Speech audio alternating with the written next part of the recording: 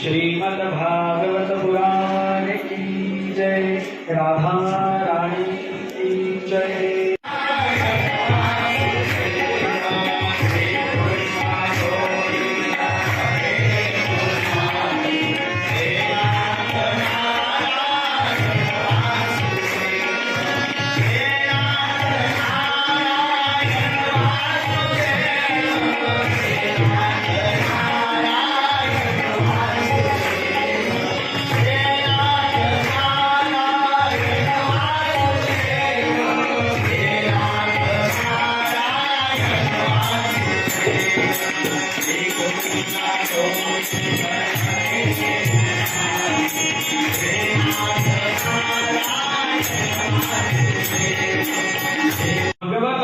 श्रीमद भागवत पुराणाचं आपण जर पारायण केलं तर निश्चितच भक्तीला, ज्ञानाला आणि वैराग्याला भरपूर अशी चेतना मिळेल, आनंद निर्माण होईल व हे सर्वजन जागृत अवस्थेत तयार होतील।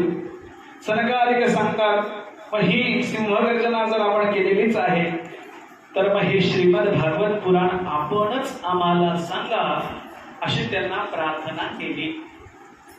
मग हे श्रीमद भागवत करायचं तरी कुठे असा विचार चालू असताना सनकादिक म्हणाले, वेदोपनिषदां सारा चाता भक्ती भागवती कथा अत्युत्तमा तो भाते पृथक्भूता फलाकृती।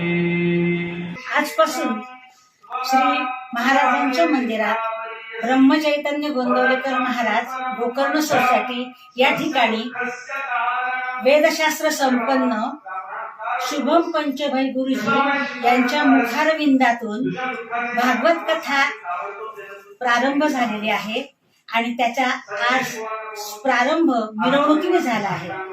मिरवणूक झाल्यानंतर त्यांनी प्रथम अध्यायापासून सुरुवात केलेली आहे। भागवत कथा ही काय काय आपल्याला देते ह्याची ते आपल्याला माहिती देत आहेत। हा कार्यक्रम आपला 7 दिवस आहे। 7 दिवसात मधल्या काळामध्ये कृष्ण जन्म, कृष्ण विवाह, गोपाल काला आणि सगळ्यात शेवटी रविवारी 31 तारखेला याचा समारोप जो होणार आहे त्याचा महाप्रसाद